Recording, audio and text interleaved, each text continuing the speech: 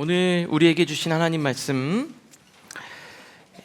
사무엘상 4장 1절부터 11절까지 말씀입니다. 사무엘상 4장 1절부터 우리 11절까지 말씀입니다. 우리 찾으셨으면 다 같이 한 목소리로 하나님 말씀을 봉독하겠습니다. 같이 읽겠습니다. 사무엘의 말이 온 이스라엘에 전파되니라. 이스라엘은 나가서 블레셋 사람들과 싸우려고 에벤에셀 곁에 진치고 블레셋 사람들은 아벡에 진쳤더니 블레셋 사람들이 이스라엘에 대하여 전열을 벌이니라. 그 둘이 싸우다가 블레셋 사람들 앞에서 패하여 그들에게 전쟁에서 죽임을 당한 군사가 4,000명 가량이라. 백성이 진영으로 돌아오매 이스라엘 장로들이 이르되 여호와께서 어찌하여 우리에게 오늘 블레셋 사람들 앞에 패하게 하였는고 여호와의 언약궤를 실로에서 우리에게로 가져다가 우리 중에 있게 하여 그곳으로 우리를 우리 원수들의 손에서 구원하게 하자니 이에 백성이 실로의 사람을 보내어 그룹 사이에 계신 만군의 여호와의 언약궤를 거기서 가져왔고 엘리의 두 아들 홈니와 비느하스는 하나님의 언약궤와 함께 거기에 있었더라. 여호와의 언약궤가 진영에 들어온 때에는 온 이스라엘이 큰 소리로 외치며 땅이 울린지라. 블레셋 사람이 그 외치는 소리를 듣고 이르되 히브리 진영에서 큰 소리로 외침은 어찌 됨이냐 하다가 여호와의 궤가 진영에 들어온 줄을 깨달은지라. 블레셋 사람이 두려워하여 이르되 신이 진영에 이르렀도다 하고 또 이르되 우리에게 화로다. 전날에는 이런 일이 없었도다. 우리에게 화로다. 누가 우리를 이 능한 신들의 손에서 건지리요. 그들은 광야에서 여러 가지 재앙으로 애굽인을 친 신들이니라. 너희 블레셋 사람들아 강하게 되며 대장부가 되라. 너희가 히브리 사람의 종이 되기를 그들이 너희의 종이 되었던 것 같이 되지 말고 대장부같이 되어 싸우라 하고 블레셋 사람들이 쳤더니 이스라엘이 패하여 각기 장막으로 도망하였고 사륙이 심히 커서 이스라엘 보병에 엎드려진 자가 3만 명이었으며 하나님의 궤는 빼앗겼고 엘리의 두 아들 홈니와 비느하스는 죽임을 당하였더라. 아멘. 여러분, 우리가 만약에 어디 몸이 막 아파요. 몸이 아프고 어떤 문제가 좀 발생한 것 같습니다. 그러면 이제 치료를 해야 되잖아요. 근데 그때 정말 중요한 게 뭘까요? 치료를 잘 받기 정말 중요한 게 뭘까요? 그게 바로 진단입니다. 진단. 진단이 정확해야지만 그 진단을 토대로 내린 처방이 정확하고 그래야지만 그 처방대로 치료를 해야 효과가 있는 거예요. 그래서 우리가 좋은 의사 선생님을 찾는 이유가 뭘까요? 그분이 뭘 잘해주기 때문에 그러냐면 진단을 잘해주기 때문에 그래요. 지금 어떤 조치를 취해야 되는지, 뭐가 문제인지를 정확하게 파악해야지만 문제 해결이 되는 거예요. 그래서 좀 아픈데 이 동네 병원에 가면은 내가 이걸 진단할 만한 그런 경험이 부족하거나 아니면 정밀하게 검사를 해서 정확한 진단을 해야 되는데 장비가 부족할 때 큰 병원으로 가라 그러잖아요. 그게 뭐냐? 지금 이걸 어떻게 치료해야 되는지를 판단하기 위한 정확한 진단을 하기 위해서 거기를 가라는 거예요. 만약에 진단이 잘못되면 어떻게 될까요? 약이 엄청 좋고 효능이 좋고 뭐 아무리 비싼 약이라도 아무 소용이 없죠. 진단을 잘못하면은 효용이 없을 뿐더러 더 악화시킬 수도 있다는 거예요. 그래서 기업이나 조직도 마찬가지죠. 실제로 어떤 사업을 진행하거나 어떤 개선하기 위해서 분석하고 진단하는 곳에 엄청난 비용을 투자해서 분석을 의뢰하기도 합니다. 근데 이게 우리의 삶이나 신앙에도 그대로 적용이 돼요. 여러분이 삶에서 어떤 어려움을 만났어요? 문제를 만났습니다. 그런데 그 원인을 잘못 진단하면은 여러분이 아무리 노력하고 애를 써도, 좋은 해결책을 적용한다고 해도, 아무리 좋은 것들을 갖다가 자신의 인생에 대입한다 해도 그거는 아무 소용이 없는 거예요. 더 큰 갈등과 혼란을 초래할 수도 있다라는 겁니다. 그러니까 정확한 진단이 진짜 회복과 변화의 아주 중요한 첫 단추가 되는 거예요. 오늘 우리가 읽은 이 본문은 잘못된 진단이 공동체에 어떤 영향을 가져오는지를 보여주면서 우리의 삶을 한번 돌아보고, 우리 2025년 새해가 시작됐는데 벌써 한 달이 갔어요. 이렇게 끝낼 수 없기에 다시 한번 마음을, 새해니까 이제 설이니까요, 새해 마음을 정비하고 새로운 마음으로 올 한 해를 다시 한번 맞이하실 수 있기를 바랍니다. 본문의 내용을 조금 살펴보면은 지금 어떤 상황이냐면 이스라엘하고 블레셋하고 전쟁이 일어났어요. 전쟁이 일어났습니다.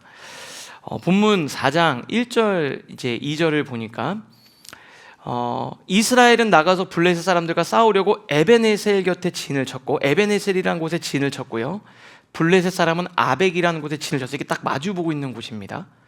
근데 2절에 보니까 이렇게 돼 있어요. 블레셋 사람이 이스라엘에 대하여 전열을 벌이니라. 그 둘이 싸우다가 어떻게 됐습니까? 이스라엘이 블레셋 사람들 앞에서 패하여 그들에게 전쟁에서 죽임을 당한 군사가 4,000명이었다. 여러분, 전쟁을 했는데 4,000명 죽었다라는 거는 굉장히 큰 손실을 입은 거예요. 상당히 큰 손실을 입은 겁니다.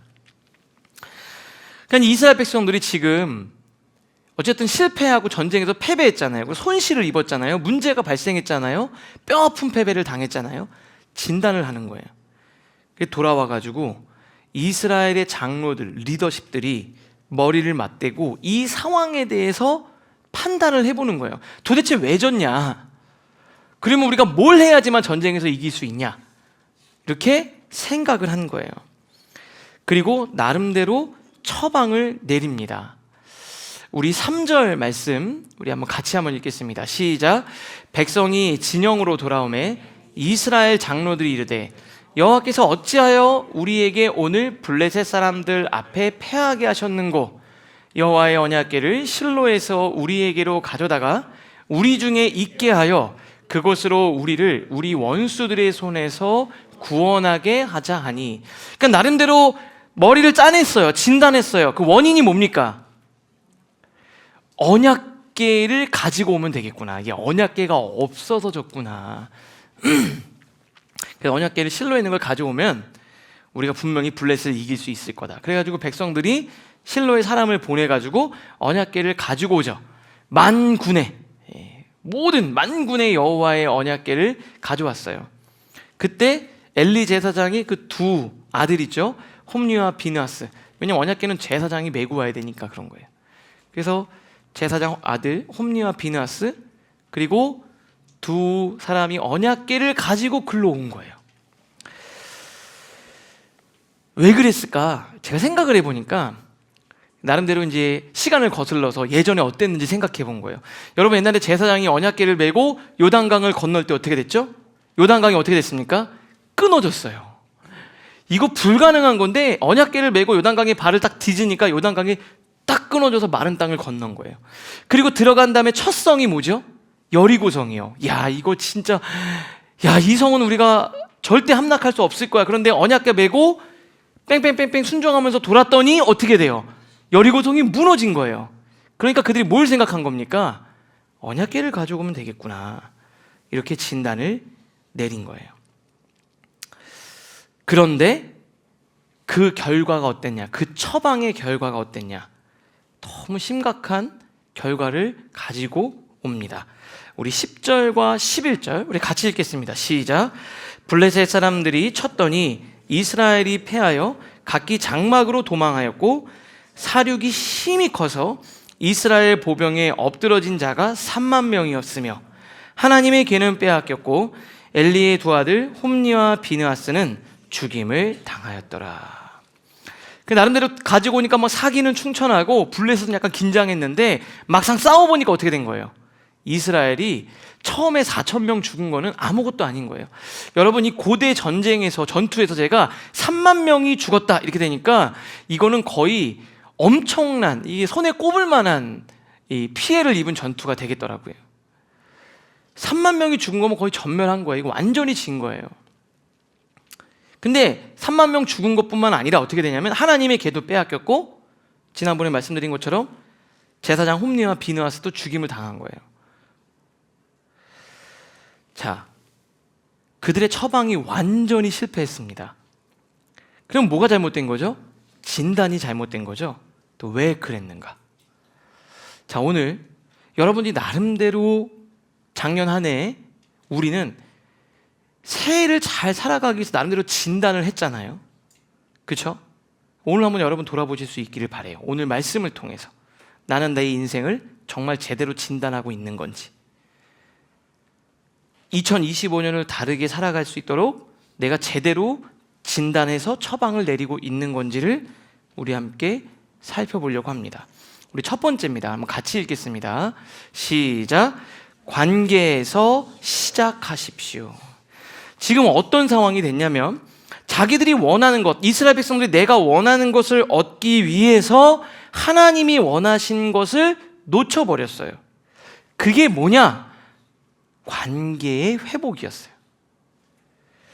자, 문제를 해결하는데 막 집중하다 보니까 진짜 중요한 본질적인 걸 놓쳤는데 그게 바로 뭐냐면 관계입니다. 관계를 놓쳐버린 거예요. 근데 나중에 보면 사무엘이 이것을 정확하게 파악했어요. 그러니까 영적인 리더가 그만큼 중요한 것 같아요. 사무엘은 정확하게 파악하고 진단을 내렸어요. 그리고 처방을 내려줍니다. 뒤에 사무엘상 7장에 보니까 이렇게 돼 있어요. 사무엘이 이스라엘 온 족속에게 말하여 이르되 만일 너희가 전심으로 여호와께 돌아오려거든 이방 신들과 아스타롯을 너희 중에서 제거하고 너의 마음을 여호와께로 향하여 그만을 섬기라. 그리하면 너희를 블레셋 사람의 손에서 건져내시리라. 뭐라 그러죠? 지금 처방을 내린 게 뭡니까? 이방 신상 섬기는 것을 다 정리하고 하나님과의 관계를 온전하게 세우라는 거예요. 이게 바알과 아스타롯은 풍요의 신입니다. 바알은 남자 신을 상징하고 아스타롯은 여자 신을 상징해요. 이게 풍요와 다산을 상징합니다. 그래서 두 신이 같이 결합해서 풍요를 준다는 거예요. 그러니까 가나안에 있는 그 우상들은 아주 인간의 욕망을 자극하는 것과 동시에 굉장히 음란한 신들이었어요. 근데 그 세속적인 신을 이스라엘 백성들도 믿었다는 거죠. 근데 이게 되게 중요해요. 하나님을 버린 거냐? 그게 아니라 하나님을 섬기면서도 좀 부족한 것 같은 거예요. 그래서 바알과 아스타롯도 같이 섬긴 거예요. 하나님을 믿는데 야, 이거 하면 잘 된다더라. 그래서 그것도 집에다가 가져다 놓은 거예요. 근데 지금 사무엘이 뭐라 그러냐면 그걸 다 갖다 버리자고 이 얘기를 하는 겁니다. 그리고 실행에 옮기죠. 이에 이스라엘 자손이 바알과 아스타롯을 제거하고 여호와만 섬기느니라. 그랬더니 어떻게 됐느냐? 진단과 처방을 정확하게 내리니까 어떻게 됐느냐? 사무엘상 7장 10절 11절 우리 같이 읽겠습니다. 시작. 사무엘이 번제를 드릴 때 블레셋 사람이 이스라엘과 싸우려고 가까이 오매 그날에 여호와께서 블레셋 사람에게 큰 우레를 발하여 그들을 어지럽게 하시니 그들이 이스라엘 앞에 패한지라. 이스라엘 사람들이 미스바에 나가서 블레셋 사람들을 추격하여 뱃갈 아래에 이르기까지 쳤더라. 지금 뭐라고 그랬죠? 진단을 정확하게 하고 정확한 처방을 내리니까 어떻게 됐습니까? 승리를 주셨어요. 여러분 잘 보세요. 이게 되게 중요한 겁니다. 내가 승리를 원할 때 그때는 안 주셨는데 하나님과의 관계가 정확하게 정립이 되니까 하나님은 승리를 주셨어요. 하나님과의 관계가 온전하게 회복되니까 그 본질적인 관계가 개선이 되니까 자기의 문제가 해결이 됐다 이 말입니다.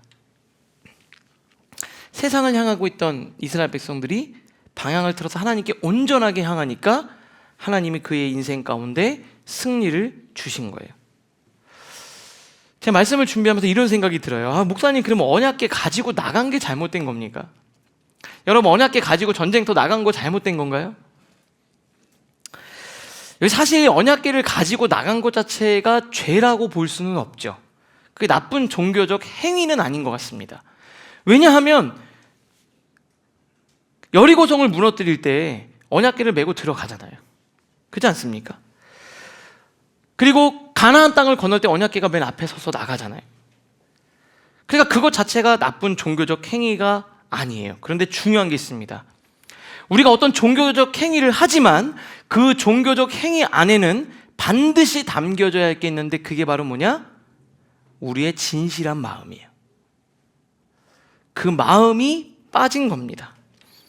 하나님을 향한 존경과 사랑이 담기지 않으면 그 종교적 행위는 아무런 효과를 누리지 못하거나 아니면 더 큰 고통을 가지고 오는 거예요. 창세기에 보면 예배자 2명 나옵니다. 첫 예배자 2명. 그게 가인과 아벨이에요.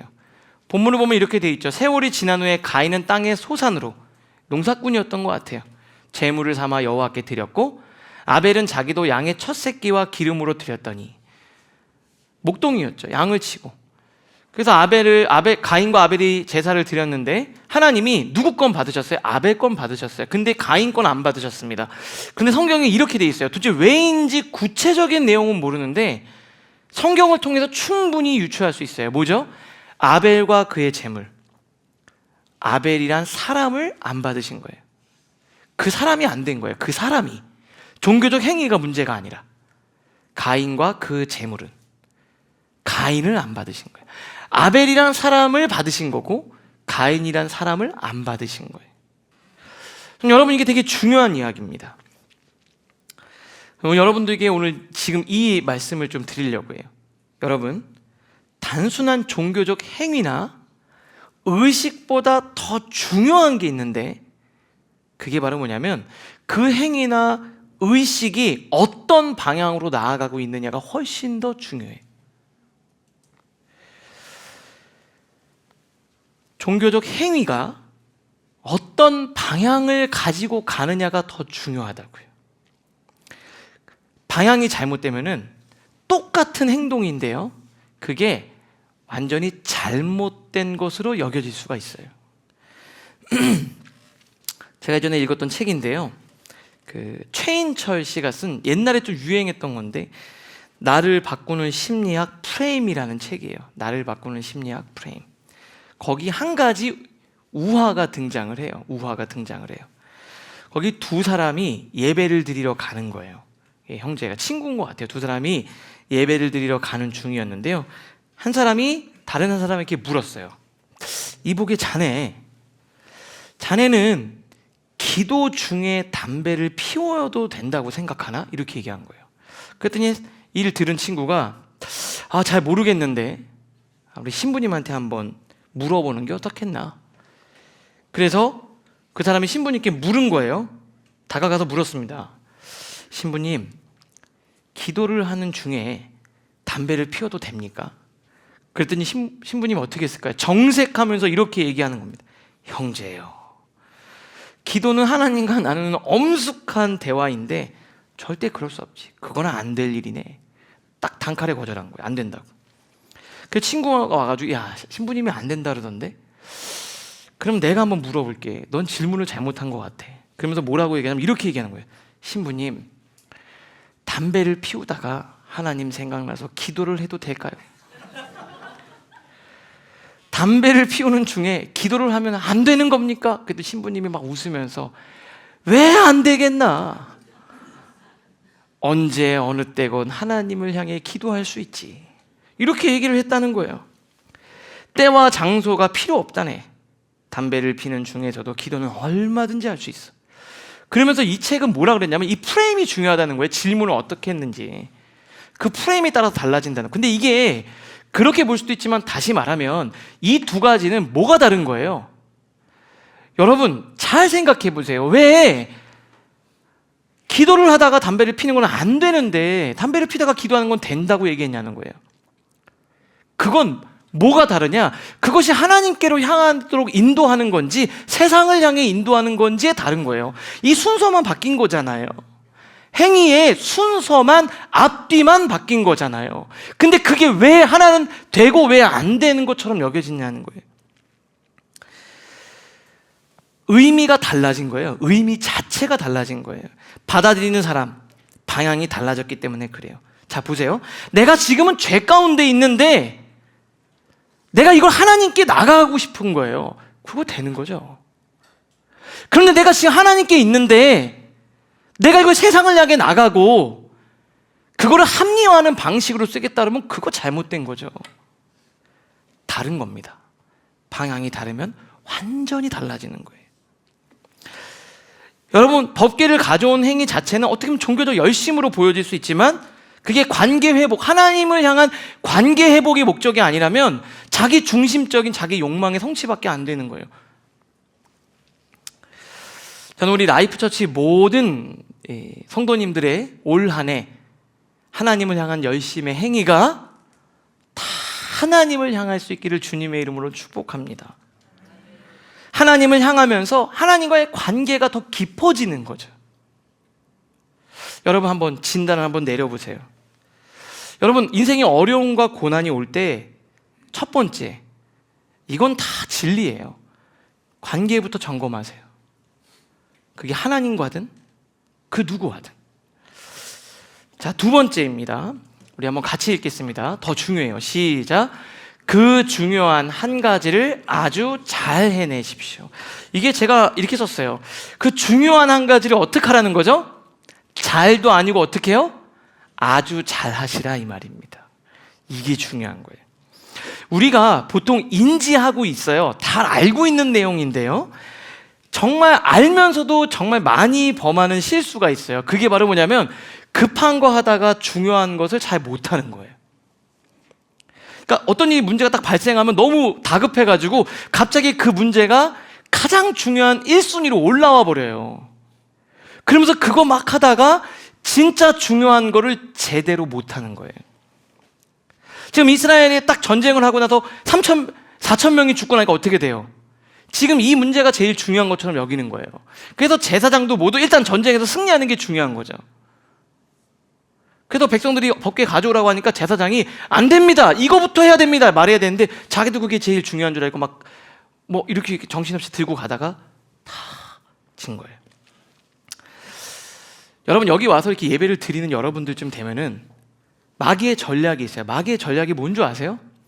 여러분들한테 진짜 나쁜 거를 행동을 해서 인생이 망가지도록 만들지 않아요. 여기 있는 사람들 중에 가서 누구 사람 칼로 찌르고 막 이럴 사람 있으세요? 없죠. 이게 다 보세요. 겁이 얼마나 많아.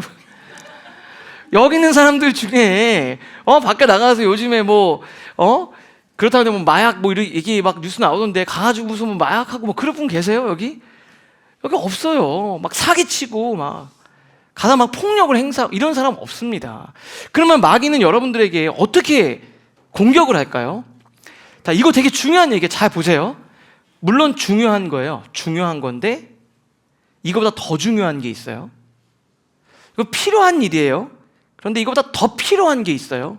근데 그 중요한 걸 하려고 하면서 진짜 중요한 거를 잘 못하게 만드는 거. 필요한 일인데 그거를 하다가 여러분의 인생에 제일 필요한 것을 놓치게 만드는 게 마귀의 전략이라고요. 우리에게 청년들 많이 지금 있지 않습니까? 여러분들 정말 이거 붙들고 막 급해서 마귀가 자꾸 여러분한테 밑에서 붙어 있는 밑에 순위를 막 1순위로 올리는 결제판이 막 올라오는 거예요. 여러분 인생이. 그때 여러분 어떻게 돼요? 막 허겁지겁 당황해서 막 하려고 하다가 잠깐 멈추고 진짜 중요한 것을 내가 놓치고 있지 않은지 그렇게 점검하는 훈련만 되면 여러분들은 하나님이 다 다윗처럼 쓰실 거예요. 여러분 다 그렇게 쓰신다. 제가 예전에 책 나왔는데 최근에 제가 좀 봤어요.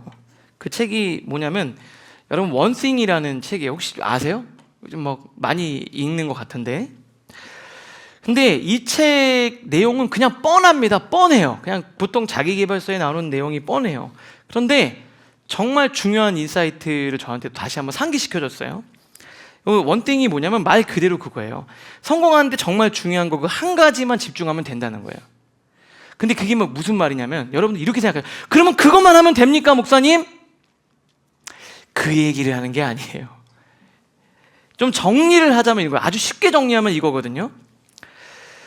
가장 중요한 한 가지를 정말 잘 해내면, 이 얘기예요. 그걸 잘 해내면 다른 것들이 되게 쉬워지거나 아니면 불필요해진다는 내용이에요. 다시 말씀드릴게요. 진짜 중요한 걸 잘 하면은, 진짜 중요한 걸 잘 해내면 다른 것들은 되게 쉬워지거나 어찌 보면 할 필요도 없어지는 상태까지 간다는 거예요. 그래서 제가 좀 인상 깊은 구절을 여러분에게 좀 같이 좀 읽어드릴게요, 책에서. 여러분 80대 20 파레토의 법칙이잖아요. 그때 맨날 뭐래요? 어떤 조직이든 20%가 전체 일을 다 하잖아요. 이 얘기만 하잖아요. 근데 저는 이 해석이 되게 좋았어요. 80대 20 법칙은, 잘 보세요, 소수의 원인, 입력 혹은 노력이 다수의 결과, 출력 혹은 보상으로 이어진다고 주장한다. 몇몇 소수의 원인이 대부분의 결과를 만든다. 그 다음 되게 중요하죠. 제대로 된 인풋 하나가 대다수의 아웃풋을 만들어낸다. 선택적 노력이 거의 모든 성과를 창조한다. 파레토는 우리에게 매우 뚜렷한 방향을 제시한다. 당신이 원하는 것 중 대부분은 당신이 실천하는 몇 개의 일에서 비롯될 것이다. 남다른 성과는 생각보다 훨씬 적은 수의 행동에서 나온다. 여기 잘 보세요. 제대로 된 그 인풋, 그게 대부분의 아웃풋을 만들어낸다는 거예요. 제가 이제 교회를 개척을 하면 여러 가지가 들잖아요. 아니, 이제 예배도 드리고 또 설교도 준비해야 되고 양육도 해야 되고 신방도 해야 되고 행정도 해야 되고 교회 학교도 있고 엄청 많잖아요. 그러다 보니까 막 이것도 챙겨야 되고 저것, 막 머리가 너무 복잡한 거예요. 근데 다 중요하죠. 다 중요하죠. 어떻게 안 중요한 일이 어디 있겠어요, 목회. 근데 그런 생각이 들어요. 제일 중요한 게 뭘까요? 하나님 이렇게 얘기하시는 것 같아요. 제일 중요한 거 그거 하나 정말 잘하면 나머지는 쉬워질 거야. 그게 뭐예요? 제가 말씀을 잘 준비해서 우리 사랑하는 성도님들께 하나님의 말씀을 영양식을 잘 지어서 밥을 먹이듯이 잘 전달하는 거예요. 여기에 오늘 주일날 오는 성도들이 하나님을 만나고 경험하고 예배를 통해서 하나님을 체험하는 거, 그게 제일 중요한 그 원띵이에요. 그게 되면 나머지는 쉬워지거나 할 필요도 없을 정도까지 간다는 거죠. 정말 내가 뭘 가장 잘해야 되는가, 그 생각을 한 거예요. 여러분 급할수록 여러분 돌아가셔야 돼요. 돌아가서 제일 중요한 그 한 가지, 그거를 적당히 말고 정말 잘하셔야 돼요. 그럼 그게 뭐예요? 여러분의 인생에서 2025년 제일 중요한, 제일 잘해야 될 것 같은 그 한 가지가 뭐냐고요. 여러분 그거 뭔지를 모르면 2025년도 똑같은 거예요. 자, 오늘 본문을 보면 동일한 똑같은 상황에서 다윗은 완전히 다른 결정을 내려요. 여러분, 왜 다윗이, 그의 인생은 정말 초라한 인생이었어요. 여러분 뭐 가정환경, 여러분의 둘러싼 여러분이 갖고 있는 어떤 리소스, 자원 없다고 그러지만 다윗은 진짜 아무것도 없었습니다. 그런데 다윗이 어떻게 하나님께 그렇게 쓰임받을 수 있었는지 전 이걸 보면서 깨달았어요. 뒤에 보면 똑같은 상황인데 다윗이 어떻게 행동하는지 우리 한번 좀 본문을 좀 볼게요. 사무엘하 한창 넘어가서 15장 24절이에요. 지금 이 상황이 어떤 상황이냐면 자기 아들인 압살롬이 쿠데타를 일으켜가지고요, 급히 왕궁에서부터 도망을 치고 있는 중이에요. 급히 도망치고 있는 거예요.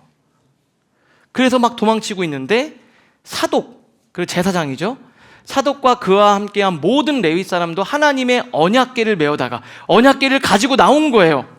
내려놓고 아비아다도 올라와서 모든 백성이 나오기를 기다리는도다. 그런데 갑자기 다윗이 딱 보고 나서 뭐라 그런 거예요? 여러분 뭐라 그래요? 언약궤 딱 가지고 오면, 야, 잘했어. 아, 내가 진짜 급하게 도망치느라고 깜빡했는데 역시 네가 꼼꼼하게 잘 챙겼구나. 일단 언약궤를 가지고 가자, 이럴 줄 알았는데 뭐라고 얘기했는지 아세요? 하나님의 언약궤를 어떻게 하래요? 성읍으로 도로 메어 가라. 갖다 놔라. 갖다 놓으라는 거예요. 왜 그랬냐? 그 다음이 더 중요해요. 자, 노란색만 25절 같이 한번 읽겠습니다. 시작. 만일 내가 여호와 앞에서 은혜를 입었으면 도로 나를 인도하사 내게 그 궤와 그 계신 데를 보이시리라. 자, 이 말이 무슨 말이죠? 그거 다 도로 갖다 놔라.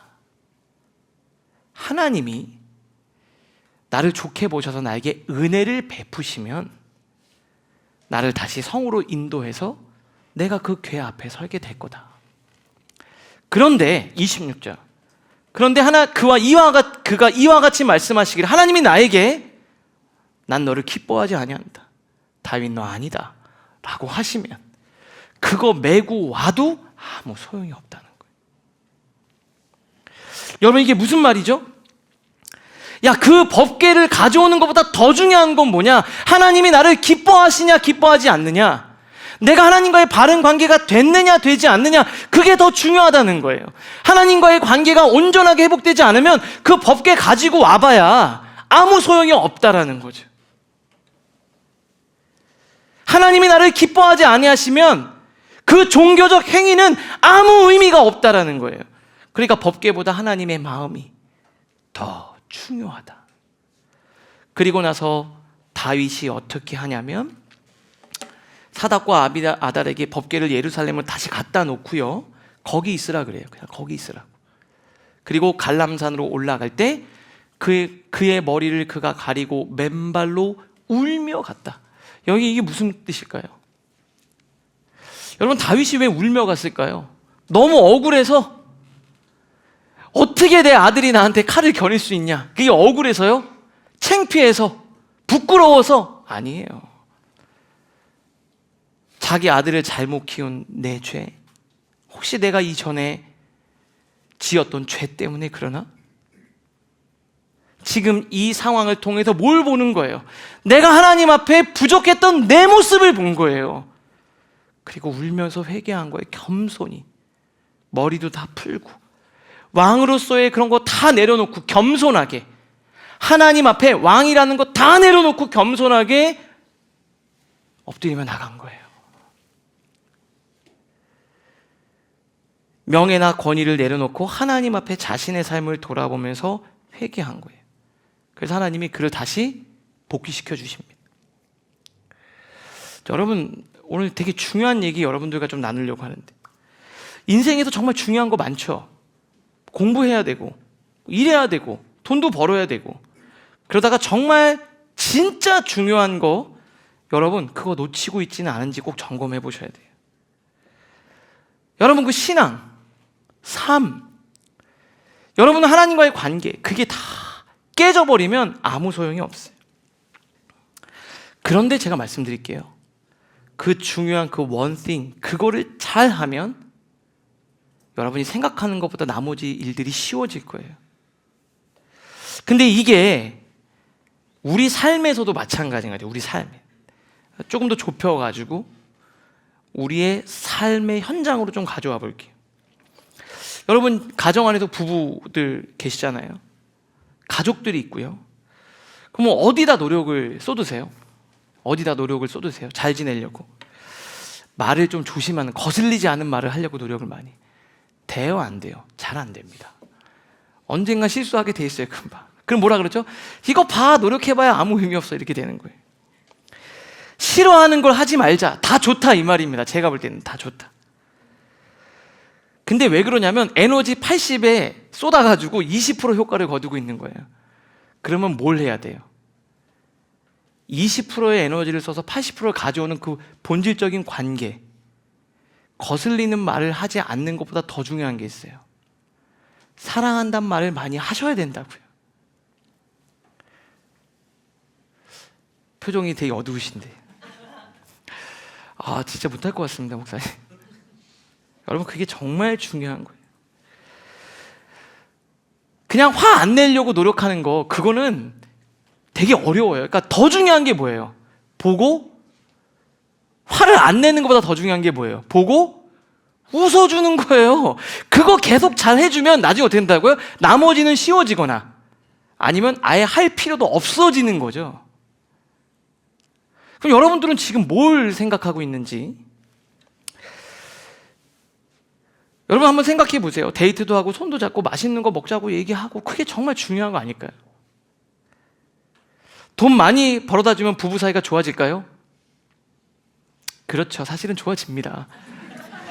여기 보니까 목사님 뭐 백 사주고 다 좋아요. 근데 잘 보세요. 조금 더 근데 여러분 돈 벌고 여러분 돈 많이 버는 거 여러분이 다 컨트롤할 수 있으세요? 제가 물어볼게요. 이렇게 변수가 많은 세상에 여러분 다 원하는 만큼 경제적으로 잘할 자신 있으세요? 근데 할 수 있는 건 하실 수 있잖아요. 하나님이 우리에게 다 주신 거예요. 자녀와의 관계도 마찬가지예요. 자녀와의 관계도 마찬가지. 공부, 시험 다 중요하죠. 야, 지금 이것만 하고. 근데 제일 중요한 거 자녀와의 사랑의 시간, 관계 다 맺으셨어요? 그거 잘하면 나머지는 쉬워지거나 그거 안 해도 될 정도가 된다는 거예요. 자녀와 부모 사이의 행복한 시간과 추억이 하나도 없다면 그 관계에 무너지면 아무것도 아닙니다. 여러분, 제일 중요한 것부터 우리 잘 해봅시다. 곰곰이 생각해 보세요. 하나님과의 관계인 예배, 그거 잘하고 계세요, 정말? 그걸 제대로 잘하는 것부터 해보자는 거죠. 안 싸우려고 노력하는 거, 그거보다 더 중요한 건 진짜 사랑의 관계로 들어가려고 노력하는 게 훨씬 중요한 거예요. 근데 예전에 그랬어요. 자기 못할 것 같다고. 한 친구가, 제가 그랬어요. 그냥 기계적으로 하면 된다. 여러분, 우리 부부들 있으시면 알람을 맞춰 놓으세요. 알람이 울리면 문자 보내는 거죠. 그냥 자동으로. 그리고 쉬는 날 되면 그냥 이야기하고. 여러분, 중요한 게 있어요. 그 행동을 잘 해내면 하나님이 여러분들에게 그 감정까지 주셔요. 저는 우리 라이프처치가 올 한 해 그 한 가지를 정말 잘했으면 좋겠어요. 하나님 앞에 예배를 드리는 거. 하나님 앞에 온전한 예배를 드리는 거. 하나님과의 관계. 여러분의 공동체에서도 그 관계가 잘 형성되면 하나님이 여러분의 인생 가운데 놀라운 은혜를 부어주시는 거예요. 여러분은 노력을 안 하는 게 아닙니다. 노력을 안 하는 게 아니고요. 뭐 이스라엘 백성들이 노력을 안 한 겁니까? 힘들게 그 법궤 가져온 거 아니에요. 근데 중요한 것을 잘 못해서 문제가 생긴 거예요. 힘을 안 쓴 게 아니에요. 여러분 다 노력하시고 힘쓰고 애쓴 거 다 알겠어요. 근데 더 중요한 게 있습니다. 제일 중요한 그거를 잘 못했기 때문에 그런 거예요. 우리 정말 그 중요한 그 한 가지를 가장 잘하는 교회가 될 수 있기를 바라요. 저도 말씀을 준비하면서 그런 생각이 들었어요. 우리 교회에 필요한 것들도 있죠. 막 이제 예배를 드리면 공간도 그렇고 여름에는 막 라이프 가든 애들 막 덥고 여러 가지가 많이 있는데요. 전 그런 생각이 드는 거예요. 하나님 앞에 예배를 드리는 그 원띵 그걸 잘하면 나머지는 다 하나님 해결해 주시는. 저 기도했어요. 하나님, 그거 제일 잘하는 제가 되게 해주세요. 정말 매 순간 말씀을 준비하면서 어떻게 가장 하나님의 은혜를 잘 전할 수 있을까? 그거에 집중하는 제가 되게 해주세요. 그러면 나머지는 하나님이 다 해주시는 거예요. 자, 마지막 세 번째입니다. 우리 한번 같이 읽겠습니다. 시작. 우연이라고 생각하지 마십시오. 블레셋에게 법궤를 빼앗겼잖아요. 뒤에 스토리인데 상당히 재밌는 내용이 나와요. 블레셋이 법궤를 가져다가 자기 그 아스돗이라는 도시에 다곤 신상 앞에다 그걸 딱 둔 거예요. 수집을 한 거죠. 다곤 신상 앞에다가. 왜냐면 자기 신상이 있고 그 발 밑에다가 법궤를 갖다 놓은 거예요. 그런데 굉장히 깨름칙하고 불쾌한 일이 벌어집니다. 그게 바로 뭐냐면 아침에 일어나서 딱 가니까 다곤 신상이 꼬꾸라져 가지고 법궤 앞에 탁 엎드러져 있는 거예요. 사무엘상 5장 3절에 보니까 다곤이 여호와의 궤 앞에 엎드려져 얼굴이 땅에 닿은지라. 신상이 팍 쓰러져가지고 법궤 앞에 그냥 절하듯이 엎드려져 있는 거예요. 이게 무슨 일이야? 그래서 사람들이 그 신상을 갖다가 다시 세워놨어요. 그리고 그 다음날 갔더니 어떻게 돼요? 이튿날 아침에 일찍 한번 가서 봤더니 다곤이 여호와의 궤 앞에 또 쓰러졌는데 이번에 어떻게 돼요? 목이 딱 끊어지고 팔 다리가 끊어져가지고 어떻게 된 거예요? 몸뚱아리만 있는 거예요. 너무 섬뜩하죠? 그러니까 이 사람들이 막 되게 무서운 거예요. 근데 거기서 끝난 게 아니라 그 아스돗이란 도시에 엄청나게 심한 전염병이 막 돌기 시작합니다. 심각한 독종 때문에 사람들이 너무 괴로워하는 거예요. 6절 말씀 보니까 여호와의 손이 아스돗 사람에게 엄중히 더하사 독한 종기의 재앙으로 아스돗과 그 지역을 쳐서 망하게 하니, 아스돗, 그 법궤가 있는 아스돗이 그냥 난리가 난 거예요. 막 전염병 때문에. 그 사람들이 어떻게 하냐면 안 되겠다 하고 7절에 보면 어떻게 되냐면 이스라엘 신의 궤를 우리와 함께 있지 못하게 할지라 그의 손이 우리와 우리 신 다곤을 신다 하고 8절에 보니까 어떻게 되냐면 이스라엘 신의 궤를 어디로 옮겨요? 가드라는 옆에 도시로 옮겨버려. 저쪽으로 옮겨버리자. 그러면 어떻게 됐냐? 그 가드라는 곳에 옮겨간 다음에 그 가드라는 도시에 독종이 나서 난리가 되는 거야. 가드 도시에 막 사람들이 막 또 병에 몸에 종기가 올라오고 막 전염병이 들어서 난리가 나는 거예요. 그랬더니 가드 사람들이 안 되겠다 하고 이번에 어디로 옮겨요? 에그론이라는 도시로 옮겨요. 그랬더니 에그론에도 난리가 나는 거예요. 자, 보세요. 다곤 신상 막 쓰러지죠? 그 다음에 아스돗의 종기가 독종, 전염병이 돌고 가드로 옮겼더니 가드도 그러고 에그론도 옮겼더니 에그론도 그래요. 근데 사람들이 이제 이거 돌려보내고 싶은 거예요. 근데 이게 중요해요. 돌려보내기 전에 한 가지 실험을 합니다. 상당히 재밌는 실험이에요. 근데 이게 굉장히 의미가 있어요.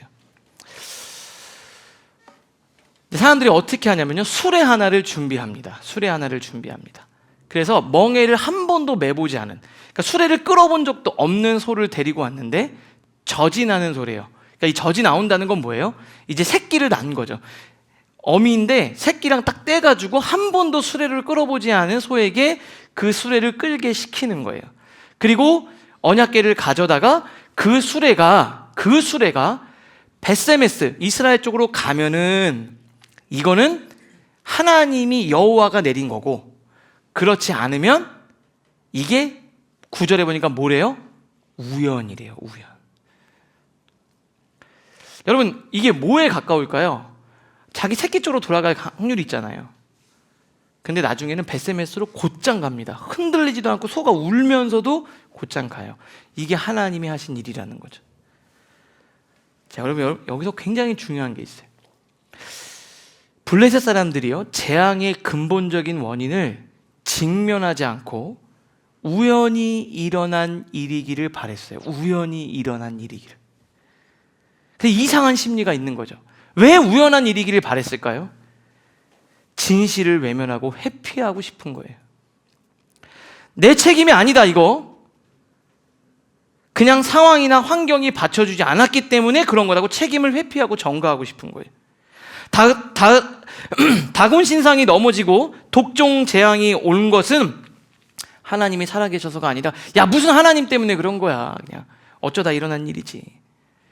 이거 그냥 장소 바뀌면 괜찮아질 거야. 다음에는 그냥 잘 되겠지. 내가 그냥 운이 없어서 그래. 이게 신앙과 무슨 상관이야? 이게 예배와 무슨 상관이야? 이게 하나님과 무슨 상관이야? 그냥 다음번이면 괜찮을 거야 라는 생각이에요. 여러분들도 그런 생각 혹시 하고 있지 않으세요? 무슨 생각하세요? 2024년은 좀 나한테 안 좋았던 해인 것 같아. 그냥 뭔가 24랑은 안 맞아. 25년에는 그냥 괜찮을 거야. 여러분, 그냥 근거 없는 낙관주의를 갖고 있는 거잖아요. 어떡하죠? 여기 아스돗이니까 안 되는 거야. 저기 가드로 옮기면 괜찮을 거야. 여러분, 어떡하죠? 이 동네 터가 안 좋아. 여기 말고 딴 데로 옮기면 괜찮을 것 같아. 내가 이쪽 교회에서 갔더니 좀 어려워. 그래서 교회를 바꾸면 좀 괜찮을 것 같아. 난 여기 회사는 좀 별로야. 다른 회사 가면 괜찮아. 회사 바꿔요. 근데도 안 바뀌는 거예요. 여러분 삶의 고난이 찾아올 때, 반복적으로 고통이 찾아올 때, 제가 말씀드릴게요. 시간이 바뀌고 장소가 바뀌고 대상이 바뀌어도 같은 문제가 일어난다면 그거 우연 아닙니다. 하나님이 나한테 뭔가 다루실 게 있기 때문에 그런 거예요. 마귀가 주는 그냥 심리죠. 저는 여러분들이 그 인생에 찾아오는 어떤 삶의 문제를 하나님과의 관계 속에서 답을 찾으실 수 있기를 바라요. 혹시 여러분 그런 거 아니에요? 아, 내가 이 사람이랑 있으니까 좀 별로였어. 사람 바꾸면 인생이 해결될 거야. 회사 바꾸면 해결될 거야. 시간이 지나면 그냥 좋아질 거야. 여러분 자체가 안 바뀌었는데 자연이 좋아질 수가 있을까요? 하나님 앞에서 우리 자신을 다시 점검하고 돌아볼 수 있기를 바랍니다. 그게 제일 중요한 거예요. 여러분에게 분명히 말씀드릴게요. 하나님과의 그 바른 예배, 그 신앙, 그거 하나 잘 세우면 여러분의 인생 가운데 하나님이 주시는 복이 와요. 여러분 가정에서 관계, 부부간에, 부모 자식 간에 잘하려고 정말 다른 에너지를 많이 썼는데 잘 안 되면 제일 중요한 걸 놓치고 있어요. 여러분 그거 한번 점검해 보세요. 그리고 하나님 메시지를 듣고 주님 안으로 돌아가는 우리 사랑하는 라이프처치 성도인들 모두가 되실 수 있기를 주님의 이름으로 축복합니다.